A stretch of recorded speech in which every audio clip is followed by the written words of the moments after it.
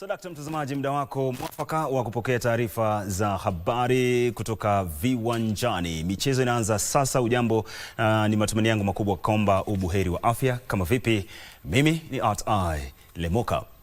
Mchezaji gofu wa Kenya Naomi Wafula anatarajiwa kushiriki kwa mara ya kwanza kabisa katika mashindano ya kinadada ya Sunshine Tour juma hili nchini Afrika ya Kusini, na itakuwa mwamko mpya kwa chipukizi huyo baada ya kujikatia tiketi ya kushiriki kwenye mashindano hayo. Tiketi hiyo inampa nafasi ya kushiriki kwenye msururu huo wa akinadada wa Sunshine mwaka huu kufuatia matokeo bora aliyoandikisha kwenye msururu wa Sunshine Development Tour East Africa Swing uliokamilika hivi majuzi.